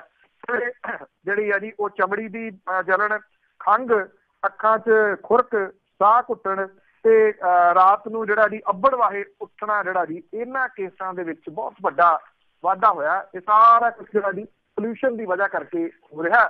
ਤੇ ਡਾਕਟਰਾਂ ਦੇ ਜਿਹੜੇ ਢਿੱਡ ਨੇ ਜਿਹੜੇ ਕਦੀ ਭਰਦੇ ਹੀ ਨਹੀਂ, ਉਹ ਜ਼ਰੂਰ ਜਿਹੜਾ ਜੀ ਕਿਤੇ ਨਾ ਕਿਤੇ ਖੁਸ਼ ਹੁੰਦੇ ਆ ਕਿ ਠੀਕ ਹੈ ਆਉਣੇ ਤਾਂ ਗਾਹਕ ਉਹਨਾਂ ਵੱਲ ਨੂੰ ਹੀ ਨਹੀਂ ਜੀ। ਬਿਲਕੁਲ, ਉਹ ਤਾਂ ਚਾਹੁੰਦੇ ਹੋਣੇ ਆ। ਤੇ ਅੱਗੇ ਇੱਕ ਬੜਾ ਭੰਬਲ ਭੁੱਸਾ ਪਿਆ ਹੋਇਆ ਜੀ RSS ਦੇ ਸਮਾਗਮਾਂ ਵਿੱਚ ਜਾਣ ਦਾ, ਜਥੇਦਾਰ ਦੇ ਜਾਣ ਦਾ, ਸਿੱਖਾਂ ਦੇ ਜਾਣ ਦਾ, ਇਹ ਕੀ ਮਾਜਰਾ ਹੈ? ਐਕਚੁਅਲੀ ਜੀ ਦਿੱਲੀ ਦੇ ਜਿਹੜਾ ਤਾਲਕਟੋਰਾ ਸਟੇਡੀਅਮ ਦੇ ਵਿੱਚ RSS ਦੀ ਸਰਪ੍ਰਸਤੀ ਦੇ ਹੇਠ 25 ਨੂੰ 10ਵੇਂ ਪਾਤਸ਼ਾਹ ਗੁਰੂ ਗੋਬਿੰਦ ਸਿੰਘ ਦੇ 350 ਸਾਲਾ ਪ੍ਰਕਾਸ਼ ਪੁਰਬ ਸੰਬੰਧੀ ਸਮਾਗਮਾਂ ਦੇ ਵਿੱਚ ਸਿੱਖ ਭਾਈਚਾਰੇ ਦੀ ਸ਼ਮੂਲੀਅਤ ਹੈ ਜੀ ਜਿਹੜੀ ਇਹਨੂੰ ਲੈ ਕੇ ਜਿਹੜਾ ਜੀ ਇਹ ਭੰਬਲ ਭੂਸਾ ਬਣਿਆ ਹੈ। 2004 ਦੇ ਵਿੱਚ ਹੁਕਮਨਾਮੇ ਦੇ ਪਿੱਛੋਂ 23 ਅਕਤੂਬਰ ਨੂੰ ਅਕਾਲ ਤਖਤ ਦੇ ਜਥੇਦਾਰ ਗੁਰਬਚਨ ਸਿੰਘ ਹੋਰੀ ਅੱਜ ਇਹਦੇ ਸੰਬੰਧੀ ਕੋਈ ਸਥਿਤੀ ਸਪਸ਼ਟ ਕਰਨਗੇ ਵੀ ਜਿਹੜਾ 4 ਦੇ ਵਿੱਚ ਹੁਕਮਨਾਮਾ ਜਾਰੀ ਹੋਇਆ ਸੀ ਉਹ ਹੈਗਾ ਜਾਂ ਉਹਦੇ ਵਿੱਚ ਕੋਈ ਚੇਂਜ ਕਰਤੀ ਹੈ। ਗੁਰਬਚਨ ਸਿੰਘ ਹੋਰਾਂ ਨੇ ਕਿਹਾ ਕਿ 23 ਜੁਲਾਈ 4 ਨੂੰ ਸੰਦੇਸ਼ ਜਾਰੀ ਹੋਣ ਸਮੇਂ ਭਾਵੇਂ ਉਹ ਵੀ ਹਾਜ਼ਰ ਸੀਗੇ, ਪਰ ਉਹਨਾਂ ਨੂੰ ਸੰਦੇਸ਼ ਦੀ ਸ਼ਬਦਾਵਲੀ ਦੇ ਬਾਰੇ ਪੂਰੀ ਤਰ੍ਹਾਂ ਜਾਣਕਾਰੀ ਨਹੀਂ, ਸ਼ੈਤਾਨੀਅਤ ਦੇਖਣਾ ਜੀ। ਔਰ ਇਸ ਸੰਦੇਸ਼ ਨੂੰ ਉਹਨਾਂ ਕਿਹਾ ਉਹ ਘੋਖਣਗੇ ਵਿਚਾਰਨ ਮਗਰੋਂ ਇਹਦੇ ਸੰਬੰਧ ਦੇ ਵਿੱਚ ਕੋਈ ਨਿਰਦੇਸ਼ ਜਿਹੜਾ ਜੀ ਉਹ ਜਾਰੀ ਕਰਨਗੇ। 23 ਜੁਲਾਈ 2004 ਨੂੰ ਅਕਾਲ ਤਖਤ ਤੋਂ ਪੰਜ ਸਿੰਘ ਸਾਹਿਬਾਨ ਦੇ ਵੱਲੋਂ ਸਿੱਖ ਕੌਮ ਦੇ ਨਾਂ ਇੱਕ ਸੰਦੇਸ਼ ਜਾਰੀ ਕੀਤਾ ਗਿਆ ਸੀ, ਜਿਹਦੇ ਵਿੱਚ ਸਿੱਖ ਕੌਮ ਨੂੰ ਹਦਾਇਤ ਕੀਤੀ ਗਈ ਸੀ ਕਿ ਰਾਸ਼ਟਰੀ ਸਿੱਖ ਸੰਗਤ ਜਿਹੜੀ RSS ਆ ਉਹਦੇ ਵੱਲੋਂ ਕੀਤੇ ਜਾ ਰਹੇ ਪ੍ਰਚਾਰ ਤੋਂ ਸੁਚੇਤ ਰਿਹਾ ਜਾਵੇ, ਇਸ ਸੰਸਥਾ ਨੂੰ ਕਿਸੇ ਕਿਸਮ ਦਾ ਸਹਿਯੋਗ ਨਾ ਦਿੱਤਾ ਜਾਵੇ। ਹੁਣ ਭੰਬਲ ਭੂਸਾ ਇਸੇ ਚੀਜ਼ ਦੇ ਉੱਤੇ ਜਿਹੜਾ ਜੀ ਉਹ ਪਿਆ ਹੋਇਆ ਕਿ ਕੀ ਉਹ ਸੰਦੇਸ਼ ਮੰਨਿਆ ਜਾਵੇ ਜਾਂ ਜਿਹੜਾ 25 ਤਰੀਕ ਨੂੰ ਇਹ ਤਾਲਕਟੋਰਾ ਸਟੇਡੀਅਮ ਦੇ ਵਿੱਚ ਜਿਹੜਾ ਹੋਇਆ ਜੀ ਉਹਦੇ ਵਿੱਚ ਜਾਇਆ ਜਾਵੇ। ਦਿੱਲੀ ਦੇ ਜਿਹੜੇ ਸਿੱਖ ਨੇ ਜੀ ਉਹਨਾਂ ਦੀਆਂ ਨਜ਼ਰਾਂ ਵੀ ਅਕਾਲ ਤਖਤ ਦੇ ਆਦੇਸ਼ਾਂ ਦੇ ਵੱਲ ਨੇ ਕਿ ਉੱਥੋਂ ਕੀ ਆਦੇਸ਼ ਜਿਹੜਾ ਉਹ ਜਾਂਦਾ, ਕੀ RSS ਦੇ ਨਾਲ ਸਿੱਧਾ ਜਿਹੜਾ ਜੀ ਉਹ ਦਸਤਪੰਜਾ ਜਾਂ ਜਿਹੜਾ ਜੀ ਉਹਦੇ ਵਿਰੁੱਧ ਦੇ ਵਿੱਚ ਜਿਹੜਾ ਜੀ ਅਕਾਲ ਤਖਤ ਜਾਂ ਉਹਦਾ ਜਥੇਦਾਰ ਜਿਹੜੇ ਆ ਉਹ ਖੜੇ ਹੋ ਜਾਣਗੇ। ਇਹਦੇ ਸੰਬੰਧੀ ਸ਼ਾਮ ਤੱਕ ਸਥਿਤੀ ਕਲੀਅਰ ਹੋਣ ਦੇ ਆਸਾਰ ਨੇ। ਸਥਿਤੀ ਵੈਸੇ ਕਲੀਅਰ ਹੋਣ ਦੇ ਆਸਾਰ ਘੱਟ ਨੇ। ਇਹ ਹੋ ਸਕਦਾ ਕਿ ਭੱਬਲ ਭੂਸਾ ਜਿਹੜਾ ਜੀ ਉਹ ਜ਼ਿਆਦਾ ਹੋਰ ਵੱਧ ਜਾਵੇ। ਬਿਲਕੁਲ ਜੀ, ਜੇ ਫੜੇ ਗਏ ਤਾਂ ਬਿਆਨ ਹੋਰ ਹੋਣਗੇ, ਤੇ ਜੇ ਨਾ ਫੜੇ ਗਏ ਤਾਂ ਅੰਦਰਗਤੀ ਕੁਛ ਹੋਰ ਹੋਊਗਾ। ਤੇ ਅੱਗੇ ਆਪਾਂ ਸਕੂਲਾਂ ਦੀ ਗੱਲ ਕਰਦੇ ਸੀਗੇ ਕਿ ਸਕੂਲਾਂ ਨੂੰ ਜਿੰਦਰੇ ਲੱਗਣੇ ਆ, ਉਹ ਸਥਿਤੀ ਆ ਜਿਹੜੀ ਉਹ ਇਉਂ ਦੀ ਤਿਉਂ ਹੀ ਬਣੀ ਹੋਈ ਆ। ਦੇਖੋ ਜੀ, ਇਹ ਮਸਲਾ ਜਿਹੜਾ ਜੀ ਵਾਹਵਾ ਇਸ ਵੇਲੇ ਭਖਿਆ ਹੋਇਆ। ਕੈਪਟਨ ਅਮਰਿੰਦਰ ਸਿੰਘ ਹੋਰਾਂ ਦਾ ਜਿਹੜਾ ਬਿਆਨ ਆਇਆ ਇਹਦੇ ਉੱਤੇ ਉਹਨਾਂ ਨੇ ਕਿਹਾ ਕਿ ਜਿਹੜੇ ਅਕਾਲੀ ਦਲ ਦੀ ਸਰਕਾਰ ਸੀਗੀ 10 ਸਾਲ, ਉਹਨੇ ਢਾਂਚਾ ਜਿਹੜਾ ਜੀ ਉਹ ਗਰਕ ਕਰਤਾ ਸਮੁੱਚੇ ਪੰਜਾਬ ਦਾ। ਉਹ ਕਹਿੰਦੇ ਕਿ ਇਹਨਾਂ ਨੇ ਜਿਹੜਾ ਸੀਗਾ ਪੰਜਾਬ ਨੂੰ ਨਹੀਂ ਸਵਾਰਿਆ, ਸਿਰਫ ਆਪਣੇ ਢਿੱਡ ਭਰੇ ਤੇ ਆਪਣੇ ਬਿਜ਼ਨਸ ਜਿਹੜੇ ਸੀਗੇ ਉਹ ਚਲਾਏ। ਜਦੋਂ ਗੱਲ ਆਉਂਦੀ ਆ ਕਿ ਜਵਾਬ ਦੇ ਕੌਣ ਹੋਊਗਾ, ਫਿਰ ਜਿਹੜੇ ਜੀ ਮੁੱਖ ਮੰਤਰੀ ਉਹ ਇਹ ਕਹਿੰਦੇ ਨੇ ਕਿ ਅਸੀਂ ਸਿਆਸੀ ਬਦਲਾਖੋਰੀ ਦੇ ਤਹਿਤ ਕਿਸੇ ਦੇ ਉੱਤੇ ਮਾਮਲਾ ਦਰਜ ਨਹੀਂ ਕਰਨਾ। ਪਰ ਉਹ ਇਹ ਕਹਿ ਰਹੇ ਆ ਕਿ ਸਾਰਾ ਕੁਝ ਉਹਨਾਂ ਦੀ ਵਜ੍ਹਾ ਕਰਕੇ ਆ। ਪਿਛਲੇ ਦਿਨਾਂ ਤੋਂ ਜਿਹੜਾ ਮਸਲਾ ਚੱਲਿਆ ਸੀ ਕਿ 800 ਸਕੂਲ ਆ ਪੰਜਾਬ ਦੇ ਜਿਨ੍ਹਾਂ ਦੇ ਉੱਤੇ ਜਿੰਦਰੇ ਲੱਗ ਰਹੇ ਨੇ ਜੀ। ਸੰਗਰੂਰ ਦੇ ਕਹਿੰਦੇ 23 ਸਰਕਾਰੀ ਪ੍ਰਾਇਮਰੀ ਸਕੂਲ ਨੇ, ਔਰ ਇਹ ਕਿਹਾ ਜਾ ਰਿਹਾ ਹੈ ਜਿਹੜਾ ਸਿੱਖਿਆ ਵਿਭਾਗ ਹੈ ਕਿ ਜਿਨ੍ਹਾਂ ਦੇ ਵਿੱਚ 20 ਤੋਂ ਘੱਟ ਵਿਦਿਆਰਥੀ ਦੀ ਗਿਣਤੀ ਹੈ ਸਕੂਲ ਦੇ ਵਿੱਚ, ਉਹ ਬੰਦ ਕਰਕੇ ਇਹਨਾਂ ਨੂੰ ਮਰਜ ਕੀਤਾ ਜਾਊਗਾ ਜੀ, ਔਰ ਦੂਜੇ ਸਕੂਲਾਂ ਦੇ ਵਿੱਚ। ਹੁਣ ਸਵਾਲ ਸਭ ਤੋਂ ਵੱਡਾ ਇਹ ਆਉਂਦਾ ਜੀ ਕਿ ਜਿਹੜੇ ਲੜਕੀਆਂ ਨੇ ਖਾਸ ਤੌਰ ਦੇ ਉੱਤੇ, ਉਹਦੇ ਉੱਤੇ ਸਿੱਧਾ ਅਸਰ ਜਿਹੜਾ ਉਹ ਪਊਗਾ, ਕਿਉਂਕਿ ਇੱਕ ਸਰਵੇ ਦੇ ਵਿੱਚ ਉਦੋਂ ਮੈਂ ਵੀ ਸ਼ਾਮਲ ਸੀਗਾ ਜੀ। ਉਸ ਸਰਵੇ ਦੇ ਵਿੱਚ ਇਹ ਸੀਗਾ ਕਿ 5ਵੀਂ ਤੋਂ ਬਾਅਦ ਸਭ ਤੋਂ ਵੱਧ ਜਿਹੜੇ ਸਕੂਲੋਂ ਹਟਦੇ ਬੱਚੇ ਨੇ ਉਹਨਾਂ ਦੇ ਵਿੱਚ ਲੜਕੀਆਂ ਸ਼ਾਮਲ ਨੇ। ਮਾਪੇ ਜਿਹੜੇ ਆ ਜੀ ਉਹ ਲੜਕੀਆਂ ਨੂੰ 5ਵੀਂ ਤੋਂ ਬਾਅਦ ਹਟਾ ਲੈਂਦੇ ਆ, ਬਈ ਦੂਰ ਸਕੂਲ ਨਹੀਂ ਜਾਣਾ। ਰਸਤੇ ਦੇ ਵਿੱਚ ਜਿਹੜਾ ਜੀ ਉਹ ਮੁਸ਼ਕਲਾਂ ਦਾ ਸਾਹਮਣਾ ਉਹਨਾਂ ਨੂੰ ਕਰਨਾ, ਮੁਸ਼ਕਲ ਦੇ ਟਾਈਪ ਤੇ ਖੜੇ ਹੁੰਦੇ ਨੇ। ਫਿਰ ਉਹ ਲੜਾਈਆਂ ਪੜਾਈਆਂ ਹੁੰਦੀਆਂ ਨੇ, ਉਹ ਬੈਟਰ ਇਹੀ ਕਰਦੇ ਨੇ ਕਿ ਉਹ ਕੁੜੀ ਨੂੰ ਹਟਾ ਲੈਂਦੇ ਆ। ਇਹਦਾ ਜਿਹੜਾ ਇਹ ਅਸਰ ਜਿਹੜਾ ਜੀ ਇਸ ਸਬਜੈਕਟ ਦੇ ਉੱਤੇ ਕੋਈ ਵਿਅਕਤੀ ਜਿਹੜਾ ਉਹ ਗੱਲ ਨਹੀਂ ਕਰ ਰਿਹਾ। ਜਿਹੜੀਆਂ ਅਧਿਆਪਕ ਯੂਨੀਅਨਾਂ ਨੇ ਉਹ ਇਕੱਠੀਆਂ ਤਾਂ ਹੁੰਦੀਆਂ ਫਿਰਦੀਆਂ ਨੇ, ਕਹਿ ਰਹੀਆਂ ਨੇ ਕਿ ਅਸੀਂ ਸੰਘਰਸ਼ ਕਰਾਂਗੇ, ਸਕੂਲਾਂ ਨੂੰ ਜਿੰਦਰੇ ਜਿਹੜੇ ਆ ਜੀ ਉਹ ਨਹੀਂ ਲੱਗਣ ਦੇਵਾਂਗੇ। ਹੁਣ ਇਹ ਕੋਈ ਤਰੀਕਾ ਨਹੀਂ ਹੈ ਕਿ ਜੇ ਵਿਦਿਆਰਥੀ ਘੱਟ ਨੇ ਤੇ ਤੁਸੀਂ ਇਹ ਆਖੋ ਕਿ ਸਕੂਲ ਹੀ ਬੰਦ ਕਰ ਦਿਆਂਗੇ, ਮਰਜ ਕਰ ਦਿਆਂਗੇ। ਜਿਹੜੇ ਟੀਚਰਾਂ ਦੇ ਕੋਲੇ ਵਿਦਿਆਰਥੀਆਂ ਦੀ ਗਿਣਤੀ ਘੱਟ ਹੈ, ਕੀ ਉੱਥੇ ਜਿਹੜੀ ਪਾਪੂਲੇਸ਼ਨ ਘੱਟ ਹੋ ਗਈ ਆ, ਬੱਚੇ ਜੰਮਣੇ ਬੰਦ ਹੋ ਗਿਆ? ਜੇ ਇਹ ਦੋ ਚੀਜ਼ਾਂ ਨਹੀਂ ਤੇ ਫਿਰ ਸਕੂਲਾਂ ਦੇ ਵਿੱਚ ਬੱਚਿਆਂ ਦੀ ਗਿਣਤੀ ਘੱਟ ਕਿਉਂ ਆ? ਜਵਾਬ ਦੇ ਅਧਿਆਪਕਾਂ ਨੂੰ ਬਣਾਇਆ ਜਾਵੇ। ਇਹ ਤਾਂ ਨਾ ਕਹੋ ਜੀ ਕਿ ਜੇ ਫੋੜਾ ਹੋ ਗਿਆ ਲੱਤ ਦੇ ਉੱਤੇ ਤੇ ਲੱਤ ਵੱਢ ਕੇ ਸੁੱਟ ਦਿਓ ਜੀ। ਤੇ ਅੱਗੇ ਆਪਾਂ ਲੁਧਿਆਣੇ ਦੇ ਵਿੱਚ ਗਸਾਈ ਦਾ ਕਤਲ ਹੋਇਆ ਸੀਗਾ, ਤੇ ਕੀ ਪੁਲਿਸ ਦੇ ਹੱਥ ਕੁਛ ਲੱਗਾ? ਨਹੀਂ ਜੀ, ਹਾਲਾਂਕਿ ਜਿਹੜੀ ਮੁੱਖ ਮੰਤਰੀ ਨੇ ਜੀ ਉਹਨਾਂ ਨੇ ਕਾਹਲੀ ਕਰਦਿਆਂ ਹੋਇਆ RSS ਦੇ ਜਿਹੜੇ ਕੁਛ ਮੈਂਬਰ ਮਿਲੇ ਸੀ, ਉਹਨਾਂ ਦੇ ਮੰਗ ਦੇ ਉੱਤੇ ਤੁਰੰਤ ਜਿਹੜਾ ਹੈਗਾ ਜੀ ਉਹ ਕਾਰਵਾਈ ਕਰਦਿਆਂ ਨੈਸ਼ਨਲ ਇਨਵੈਸਟੀਗੇਸ਼ਨ ਏਜੰਸੀ ਨੂੰ ਜਿਹੜਾ ਜੀ ਕੇਸ ਦੇ ਦਿੱਤਾ। ਜਿਹੜੇ ਕਤਲ ਇੱਥੇ ਪੰਜਾਬ ਦੇ ਵਿੱਚ ਹੋਏ ਨੇ, ਜਿਹੜੇ ਅਣਲੱਭੇ ਨੇ ਅਜੇ ਤੱਕ, ਉਹਨਾਂ ਦੇ ਵਿੱਚ ਦੇਖੀਏ ਤਾਂ ਇੱਕ ਕਿਸਮ ਦੇ ਨਾਲ 3 ਮੇਨ ਏਜੰਸੀਆਂ ਜਿਹੜੀਆਂ ਜੀ ਉਹ ਇਹਨਾਂ ਕਤਲਾਂ ਦੀ ਭਾਲ 'ਚ ਜੁਟ ਗਈਆਂ। ਇੱਕ ਤਾਂ ਪੰਜਾਬ ਹੈ, ਇਹਦੀਆਂ ਖੁਫੀਆ ਏਜੰਸੀਆਂ ਪੰਜਾਬ ਪੁਲਿਸ ਤੇ ਉਹਦੀਆਂ ਖੁਫੀਆ ਏਜੰਸੀ CBI, ਜਿਵੇਂ ਜਗਦੀਸ਼ ਕਕਨੇਜਾ ਵਾਲਾ ਜਿਹੜਾ ਕਤਲ ਹੈ ਜੀ CBI ਨੇ ਦਿੱਤਾ। ਤੀਸਰੀ ਹੁਣ ਜਿਹੜੀ ਹੈ ਜੀ ਉਹ NIA ਆ ਗਈ ਜੀ, ਨੈਸ਼ਨਲ ਇਨਵੈਸਟੀਗੇਸ਼ਨ ਏਜੰਸੀ। ਜਿਹੜੇ ਪੰਜਾਬ ਪੁਲਿਸ ਦੇ ਮੁਖੀ ਨੇ ਸੁਰੇਸ਼ ਅਰੋੜਾ ਹੋਰੀ, ਉਹਨਾਂ ਨੇ ਕੱਲ ਇੱਥੇ ਲੁਧਿਆਣੇ ਦੇ ਵਿੱਚ ਇਸ ਪਰਿਵਾਰ ਦੇ ਨਾਲ ਮੁਲਾਕਾਤ ਕੀਤੀ। ਆਖਿਆ ਕਿ ਇਹ ਉਹ ਨਹੀਂ ਹੁੰਦਾ ਕਿ ਜਿਹੜੀਆਂ ਏਜੰਸੀਆਂ ਨੂੰ ਕੇਸ ਜਿਹੜਾ ਜੀ ਦੇ ਦਿੱਤਾ ਤੇ ਪੰਜਾਬ ਪੁਲਿਸ ਦੀ ਜਾਂਚ ਉਹਦੇ ਤੇ ਬੰਦ ਹੋ ਗਈ। ਉਹ ਕਹਿੰਦੇ ਪੰਜਾਬ ਪੁਲਿਸ ਦੀ ਜਾਂਚ ਜਿਹੜੀ ਆ ਉਹ ਆਪਣੇ ਪੱਧਰ ਦੇ ਉੱਤੇ ਜਿਹੜੀ ਆ ਉਹ ਜਾਰੀ ਆ। ਇਹ 6 ਦਿਨ ਬਾਅਦ ਵੀ ਜਿਹੜੇ ਪੁਲਿਸ ਦੇ ਹੱਥ ਆ ਜੀ ਉਹ ਖਾਲੀ ਆ। ਸਿਰਫ ਘੜੀ ਮੋਟਰਸਾਈਕਲ ਬਰਾਮਦ ਕੀਤਾ ਗਿਆ ਜਿਹਦੇ ਉੱਤੇ ਸਵਾਰ ਹੋ ਕੇ ਇਹਨਾਂ ਨੇ ਇਸ ਕਤਲ ਕਾਂਡ ਨੂੰ ਅੰਜਾਮ ਜਿਹੜਾ ਜੀ ਉਹ ਦਿੱਤਾ ਸੀਗਾ। ਪੁਲਿਸ ਬੇਸ਼ੱਕ ਇਹਦੀ ਮੋਟਰਸਾਈਕਲ ਦੀ ਬਰਾਮਦਗੀ ਨੂੰ ਕੁਝ ਕਹੀ ਜਾਏ ਕਿ ਬਹੁਤ ਵੱਡੀ ਜਿਹੜੀ ਜੀ ਉਹ ਸਫਲਤਾ, ਪਰ ਗਾਂਹ ਕੜੀਆਂ ਜੁੜ ਨਹੀਂ ਸਕੀਆਂ ਕਿਉਂਕਿ ਚੋਰੀ ਦਾ ਮੋਟਰਸਾਈਕਲ ਸੀਗਾ ਤੇ ਉਹਦੇ 'ਚ ਵੀ ਹਾਲਾਤ ਜਿਹੜੇ ਜੀ ਇਦਾਂ ਦੇ ਆ ਕੇ ਬਣ ਗਏ ਵੀ ਜਦੋਂ ਜਿਹਦਾ ਚੋਰੀ ਹੋਇਆ ਸੀ ਮੋਟਰਸਾਈਕਲ, ਜਿਹਨੇ ਉਹ ਰਪਟ ਦਰਜ ਕਰਾਉਣ ਗਿਆ ਸੀ ਉਹਦੀ ਰਪਟ ਦਰਜ ਨਹੀਂ ਹੋਈ ਤੇ ਉੱਥੇ ਤੁਸੀਂ ਇਹ ਕਹਿ ਲਓ ਕਿ 2 ਜਾਣੇ ਜਿਹੜੇ ਸੀ ਉਹਨਾਂ ਨੂੰ ਸਸਪੈਂਡ ਕਰ ਦਿੱਤਾ ਜੀ ਕਿ ਉਹਨਾਂ ਨੇ ਰਪਟ ਕਿਉਂ ਨਹੀਂ ਜਿਹੜਾ ਜੀ ਉਹ ਲਿਖੀ। ਜਿਹੜੀ ਇਹਦੀ ਅਗਵਾਈ ਕਰ ਰਹੇ SI ਨੇ ਜੀ ਆਪਣੇ, ਉਹਨਾਂ ਨੇ ਇਹ ਗੱਲ ਕਹੀ ਆ ਕਿ ਵੱਖ-ਵੱਖ ਟੀਮਾਂ ਜਿਹੜੀਆਂ ਦੀ ਉਹ ਕੰਮ ਕਰ ਰਹੀਆਂ ਨੇ, ਕਈ ਪੱਖਾਂ ਤੋਂ ਜਾਂਚ ਜਿਹੜੀ ਕੀਤੀ ਜਾ ਰਹੀ ਆ। ਸਾਰਾ ਕੁਛ ਇਹਨਾਂ ਦੇ ਕਤਲਾਂ ਦੇ ਨਾਲ ਇੱਕ ਦੀ ਚੀਜ਼ ਜਿਹੜੀ ਹੈ ਨਾ ਜੀ ਉਹ ਸਾਂਝੀ ਇਹ ਆ, ਇੱਕ ਤਾਂ 22 ਦੇ ਉੱਤੇ ਜਿਹੜਾ ਜੀ ਇਹ ਕਤਲ ਹੋਏ ਨੇ। ਦੂਜੀ ਜਿਹੜੀ ਗੱਲ ਹੈ ਕਿ ਅਸੀਂ ਕੈਮਰੇ ਅੱਜ ਕੱਲ੍ਹ ਬਹੁਤ ਲੱਗੇ ਹੋਏ ਨੇ ਜੀ। ਲੋਕ ਆਪਣੀ ਸਿਕਿਉਰਿਟੀ ਦੇ ਪੁਆਇੰਟ ਆਫ ਵਿਊ ਦੇ ਨਾਲ, ਬਿਜ਼ਨਸਮੈਨ ਜਿਹੜੇ ਨੇ ਉਹ ਆਪਣੇ ਸਿਕਿਉਰਿਟੀ ਦੇ ਪੁਆਇੰਟ ਆਫ ਵਿਊ ਦੇ ਨਾਲ ਬਹੁਤ ਕੈਮਰੇ ਲਾਉਂਦੇ ਆ, ਪਰ ਜਦੋਂ ਜਿੱਥੇ ਕਤਲ ਹੋਇਆ ਕਿਤੇ ਇੱਕ ਅੱਧੇ CV ਕੈਮਰੇ ਦੇ ਵਿੱਚ ਉਹਨਾਂ ਦੀ ਫੁਟੇਜ ਆ ਗਈ ਹੋਵੇ, ਬਾਕੀ ਥਾਵਾਂ ਦੇ ਉੱਤੇ ਨਹੀਂ ਆਉਂਦੀ। ਉਹਦਾ ਮਤਲਬ ਇੱਕ ਤਾਂ ਇਹ ਹੈ ਜੀ ਕਿ ਇਹ ਰੇਕੀ ਜਿਹੜਾ ਜੀ ਉਹ ਕਰਦੇ ਨੇ, ਭਾਵ ਕਿ ਪ੍ਰੋਫੈਸ਼ਨਲ ਟਾਈਪ ਦੇ ਜਿਹੜਾ ਉਹ ਕਾਤਲ ਜਿਨ੍ਹਾਂ ਦੇ ਵੱਲੋਂ ਵੀ ਇਹਨਾਂ ਘਟਨਾਵਾਂ ਨੂੰ ਅੰਜਾਮ ਦਿੱਤਾ ਜਾ ਰਿਹਾ, ਉਹ ਇਹਦੇ ਉੱਤੇ ਕੰਮ ਕਰਦੇ ਨੇ ਪਹਿਲਾਂ ਬਹੁਤ। ਜਦੋਂ ਇਹ ਗੁਸਾਈ ਦਾ ਕਤਲ ਹੋਇਆ ਉਦੋਂ ਇਹ ਕਿਹਾ ਜਾ ਰਿਹਾ ਕਿ ਅੱਧੇ ਘੰਟੇ ਦੇ ਕਰੀਬ ਜਿਹੜੇ ਇਹ ਕਤਲ ਕਰਨ ਵਾਲੇ ਸਨ ਉਹ ਫਿਰਦੇ ਰਹੇ ਇੱਥੇ ਏਰੀਏ ਦੇ ਵਿੱਚ। ਹੁਣ ਇੱਥੇ ਬੈਂਕ ਡਕੈਤੀ ਹੋਈ ਸੀ ਤਰਨਤਾਰਨ ਦੇ ਨੇੜੇ ਜਾਮਾ ਰਾਏ, ਪੁਲਿਸ ਨੇ ਤਕਰੀਬਨ 24 ਜਾਂ 30 ਘੰਟਿਆਂ ਦੇ ਵਿੱਚ ਜਿਹੜੇ ਸੀਗੇ ਜੀ ਉਹ ਬੈਂਕ ਲੁੱਟਣ ਵਾਲੇ ਬਹੁਤੇ ਜਿਹੜੇ ਸੀ ਉਹ ਫੜ ਲਏ, ਭਾਵ ਕਿ ਜਿਹੜੇ ਤਾਂ ਬਹੁਤ ਜ਼ਿਆਦਾ ਐਕਸਪਰਟ ਨਹੀਂ ਗਏ ਉਹਨਾਂ ਨੂੰ ਤਾਂ ਪੁਲਿਸ ਜਿਹੜੀ ਉਹ ਝੱਟ ਨਹੀਂ ਫੜ ਲੈਂਦੀ। ਹੁਣ ਇਹਨਾਂ ਦੀਆਂ ਪਤਾ ਨਹੀਂ ਕਿੰਨੀਆਂ ਕਾਲਾਂ ਜਿਹੜੀਆਂ, ਜਿਹੜਾ ਜਗਦੀਸ਼ ਗਗਨੇਜਾ ਦਾ ਕਤਲ ਹੈ ਉਹਦੇ ਵਿੱਚ ਤਾਂ ਇਹ ਕਿਹਾ ਜਾ ਰਿਹਾ ਕਿ ਲੱਖਾਂ ਤੋਂ ਟੱਪ ਗਈ ਹੋਈ ਗਿਣਤੀ ਜਿਹੜੀਆਂ ਕਾਲਾਂ ਜਿਹੜੀਆਂ ਪੁਲਿਸ ਨੇ ਖੰਗਾਲੀਆਂ ਨੇ, ਕੋਈ ਇੱਕ ਦੂਜੇ ਨਾਲ ਅੱਗੇ ਕਨੈਕਸ਼ਨ ਨਹੀਂ ਮਿਲਦਾ। ਇਹਦਾ ਮਤਲਬ ਇਹ ਉਹ ਸੈੱਲਫੋਨ ਦੀ ਵਰਤੋਂ ਨਹੀਂ ਕਰਦੇ। ਜੇ ਸੈੱਲਫੋਨ ਦੀ ਵਰਤੋਂ ਕਰਦੇ ਆ ਤਾਂ ਉਹਦੇ ਵਾਸਤੇ ਉਹ ਜਿਹੜੀਆਂ ਨੈਟ ਦੀਆਂ ਜਿਵੇਂ ਇਹ ਕਿਹਾ ਜਾ ਰਿਹਾ WhatsApp ਵਗੈਰਾ ਉਹਦੀਆਂ ਕਾਲਸ ਵਗੈਰਾ ਉਹ ਯੂਜ਼ ਕਰਦੇ ਆ, ਭਾਵ ਕਿ ਪ੍ਰੋਫੈਸ਼ਨਲੀ ਉਹ ਜਿਹੜਾ ਦੀ ਉਹ ਕਾਤਲ ਨੇ, ਜਿਹਦੇ ਕਰਕੇ ਪੁਲਿਸ ਦੇ ਹੱਥ ਅਜੇ ਵੀ ਖਾਲੀ ਦੇ ਖਾਲੀ। ਬਿਲਕੁਲ ਜੀ, ਪਤਾ ਨਹੀਂ ਕੋਈ ਨਾਲ ਦਾ ਹੀ ਹੋਵੇ। ਤਾਂ ਅੱਗੇ ਆਪਾਂ ਗੁਜਰਾਤ ਦੇ ਵਿੱਚ ਇਲੈਕਸ਼ਨਾਂ ਹੋਣੀਆਂ ਆ ਜਿੱਥੇ ਪਹਿਲਾਂ ਮੋਦੀ ਸਰਕਾਰ ਸੀ ਤੇ ਹੁਣ ਮੋਦੀ ਦੀ ਸ਼ਾਖ ਕਿਸ ਤਰ੍ਹਾਂ ਆ? ਦੇਖੋ ਜੀ, ਇਸ ਵੇਲੇ ਇਹ ਕਿਹਾ ਜਾ ਰਿਹਾ ਕਿਉਂਕਿ ਜਿਹੜਾ ਇੱਕ ਮਾਡਲ ਪ੍ਰਚਾਰਿਆ ਜਾ ਰਿਹਾ ਸੀਗਾ ਕਿ ਗੁਜਰਾਤ ਮਾਡਲ ਹੈ, ਔਰ ਉਹ ਮਾਡਲ ਜਿਹੜਾ ਨਾ ਜੀ ਇੱਕ ਕਿਸਮ ਦੇ ਨਾਲ ਉਹਦਾ ਕਾਫੀ ਕੁਛ ਅਸਲੀਅਤ ਜਿਹੜੀ ਹੈ ਜੀ ਉਹ ਸਾਹਮਣੇ ਆ ਗਈ ਹੋਈ ਹੈ, ਜਿਹਦੇ ਕਰਕੇ ਇਹ ਕਿਹਾ ਜਾ ਰਿਹਾ ਜੀ ਕਿ ਇਸ ਵੇਲੇ ਕਾਂਗਰਸ ਦਾ ਇੱਕ ਤਾਂ ਹੱਥ ਉੱਤੇ ਆ ਜੀ ਉਸ ਜਗ੍ਹਾ ਦੇ ਉੱਤੇ, ਜੇ ਉੱਤੇ ਨਹੀਂ ਤਾਂ ਬਰਾਬਰ ਦੀ ਟੱਕਰ ਦੇ ਵਿੱਚ ਜ਼ਰੂਰ ਹੈਗਾ।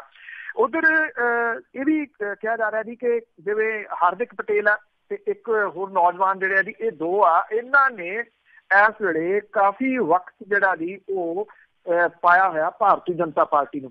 ਤੁਸੀਂ ਦੇਖੋ ਕਿ ਗੁਜਰਾਤ ਦੀਆਂ ਜਿਹੜੀਆਂ ਤਰੀਕਾਂ ਨੇ ਉਹਦਾ ਐਲਾਨ ਚੋਣ ਕਮਿਸ਼ਨ ਨਹੀਂ ਕਰ ਰਿਹਾ, ਜਦੋਂ ਉਹਦੇ ਉੱਤੇ ਕਿਤੂ ਪਰੰਤੂ ਉੱਠ ਰਹੇ ਤੇ ਭਾਰਤੀ ਜਨਤਾ ਪਾਰਟੀ ਵਾਲੇ ਸਾਰਾ ਕੁਝ ਲੈ ਦੇ ਕੇ ਤੋੜਾ ਝਾੜ ਰਹੇ ਆ ਵਿਰੋਧੀ ਧਿਰ ਤੇ ਵੀ ਲੈ ਉਹ ਜਿਹੜਾ ਜੀ ਚੋਣ ਕਮਿਸ਼ਨ ਦੀ ਵਿਰੋਧਤਾ ਕਿਵੇਂ ਕੀਤੀ ਜਾ ਸਕਦੀ, ਉਹਦੀ ਵਿਰੋਧਤਾ ਨਹੀਂ ਕਰਨੀ ਜਿਹੜਾ ਜੀ ਉਹ ਚਾਹੀਦੀ। ਬਾਰ-ਬਾਰ ਮੰਤਰੀ ਨਰਿੰਦਰ ਮੋਦੀ ਹੋਰੀ ਉੱਥੇ ਗੁਜਰਾਤ ਦੀਆਂ ਫੇਰੀਆਂ ਦੇ ਉੱਤੇ ਜਿਹੜਾ ਜੀ ਉਹ ਜਾ ਰਹੇ ਨੇ। ਜਿਹੜਾ ਕਿਸੇ ਟਾਈਮ ਗੁਜਰਾਤ ਸਭ ਤੋਂ ਸੌਖੀ ਜਿਹੜੀ ਲੜਾਈ ਹੁੰਦਾ ਸੀ, ਅੱਜ ਸੌਦੇ ਦਾ ਰੂਪ ਜਿਹੜਾ ਜੀ ਉਹ ਧਾਰਨ ਕਰ ਗਿਆ ਭਾਰਤੀ ਜਨਤਾ ਪਾਰਟੀ ਦੇ ਵਾਸਤੇ। ਇਹ ਕਿਹਾ ਜਾ ਰਿਹਾ ਜੀ ਕਿ ਇੱਕ ਵਾਰੀ ਫਿਰ ਜਿਹੜੇ ਪ੍ਰਧਾਨ ਮੰਤਰੀ ਨੇ ਉਹ ਉੱਥੇ ਜਾਣਗੇ, ਉਸ ਤੋਂ ਬਾਅਦ ਹੀ ਜਿਹੜਾ ਜੀ ਇਹਦੀਆਂ ਤਰੀਕਾਂ ਦਾ ਐਲਾਨ ਜਿਹੜਾ ਕੀਤਾ ਜਾਊਗਾ।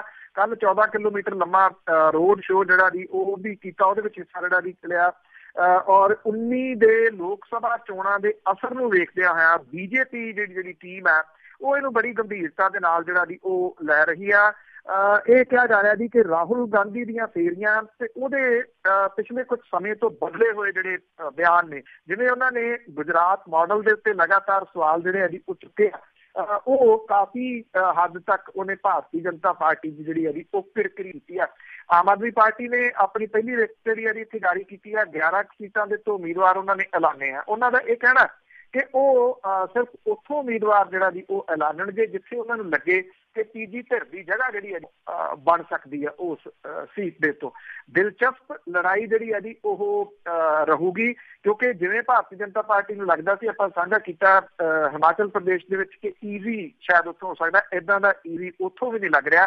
ਤੇ ਖਾਸ ਤੌਰ ਦੇ ਉੱਤੇ ਪੂਰੀਆਂ ਨਿਗਾਹਾਂ ਜਿਹੜੀਆਂ ਜੀ ਉਹ ਗੁਜਰਾਤ ਦੇ ਉੱਤੇ ਲੱਗੀਆਂ ਰਹਿਣਗੀਆਂ, ਕਿਉਂਕਿ ਉੱਥੇ ਭਾਈਚਾਰਾ ਜਿਹੜਾ ਹੈਗਾ ਜੀ ਬਿਜ਼ਨਸਮੈਨ ਦਾ ਬਹੁਤ ਜਿਹੜਾ ਭਾਈਚਾਰਾ, ਤੇ ਜਿਹੜੇ ਬਿਜ਼ਨਸਮੈਨ ਨੇ ਉਹ GST ਤੇ ਨੋਟਬੰਦੀ ਤੋਂ ਜਿਸ ਕਿਸਮ ਦੇ ਨਾਲ ਔਖੇ ਨੇ, ਉਹਦੇ ਤੋਂ ਇਹੋ ਲੱਗ ਰਿਹਾ ਕਿ ਪਟੇਲ ਬਰਾਦਰੀ ਜਿਹੜੀ ਹੈ ਜੀ ਉਹ ਉਲਟ ਭੁਗਤ ਸਕਦੀ ਹੈ ਭਾਰਤੀ ਜਨਤਾ ਪਾਰਟੀ। ਬਿਲਕੁਲ ਜੀ, ਆਉਣ ਵਾਲੇ ਟਾਈਮ 'ਚ ਦੇਖੋ ਕੀ ਕੁਛ ਉੱਥੇ ਬਣਾਉਂਦੇ ਆ। ਬਹੁਤ ਬਹੁਤ ਧੰਨਵਾਦ ਬਲਤੇਜ ਪੰਨੂ ਜੀ। ਮਿਹਰਬਾਨੀ ਜੀ, ਧੰਨਵਾਦ ਜੀ, ਸਤਿ ਸ਼੍ਰੀ ਅਕਾਲ। ਸਤਿ ਸ਼੍ਰੀ ਅਕਾਲ ਜੀ। ਤੇ ਸਰੋਤੇ ਸਨ ਬਲਤੇਜ ਪੰਨੂ ਜੀ ਜੋ ਕਰਦੇ ਨੇ ਖਬਰਾਂ ਸਾਡੇ ਨਾਲ ਸਾਂਝੀਆਂ। ਹੁਣ ਇਸੇ ਦੇ ਨਾਲ ਅੱਜ ਦਾ ਬੁਲਟਨ ਇੱਥੇ ਹੀ ਸਮਾਪਤ ਆ। ਹੁਣ ਬਲਵਿੰਦਰ ਕੌਰ ਵੱਲੋਂ ਆਪ ਸਭ ਨੂੰ ਹੀ ਪਿਆਰ ਭਰੀ ਸਤਿ ਸ਼੍ਰੀ ਅਕਾਲ।